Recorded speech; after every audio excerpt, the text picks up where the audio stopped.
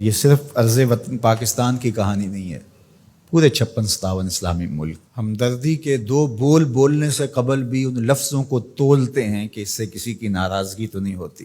جب مسلمان اتنا بزدل ہو جائے گا، اتنا کمزور ہو جائے گا، تو پھر اللہ کو ایسے لوگوں کی کوئی ضرورت نہیں ہے۔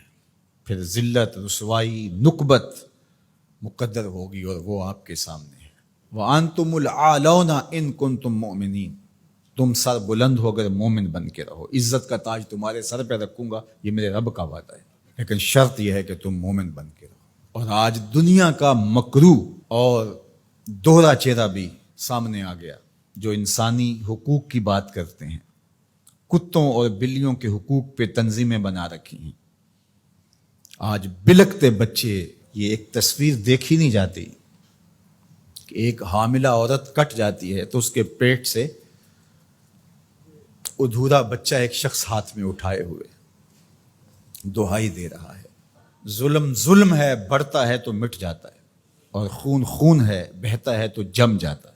کاش کہ آج ہمارے آیان سلطنت کچھ سوچیں کہ ہم نے اللہ کے حضور پیش ہونا ہے۔ اس وقت سب سے اہم کردار اگر کوئی شخص ادا کر سکتا ہے تو وہ سعودی ولی عہد محمد بن سلیمان ہے، کہ جس کی آواز پر پوری امت جمع ہو سکتی ہے۔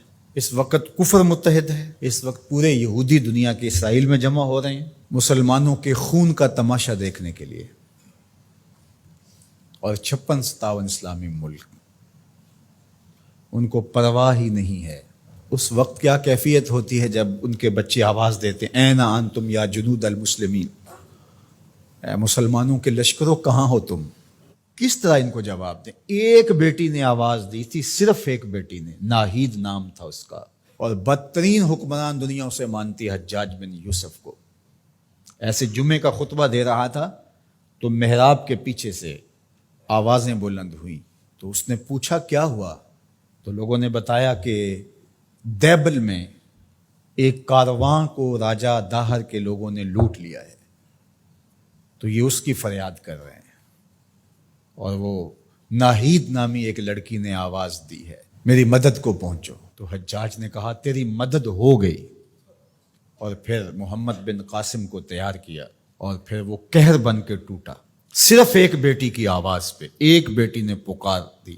آج کتنی بیٹیاں ہیں، کتنے بچے ہیں، آج وہ نام لے لے کے آوازیں دے رہے ہیں، لیکن ہے کہ کسی کی زندگی کا لف و نشر غیر مرتب ہو، کسی کی نیند میں خلل آ جائے، کسی کے عیش و عشرت میں، کسی کے طرز زندگی میں فرق پڑ جائے۔ بے حسی کی یہ کیفیت ماضی میں کبھی نہیں دیکھی تھی جو آج دیکھنے کو مل رہی ہے۔ آہستہ آہستہ ہمیں مادیت زدہ کر کے، مسائل میں الجھا کر کے ہمیں اس جگہ پہ کھڑا کر دیا گیا کہ ہم کسی قابل نہیں رہے، لیکن اگر ہم سچے دل سے رب کے حضور حاضر ہو جائیں اور مظلوم کی داد رسی کے لیے کھڑے ہوں، تو اللہ آسمان سے بھی رحمت نازل کرے، زمین سے بھی رحمت نازل فرمائے۔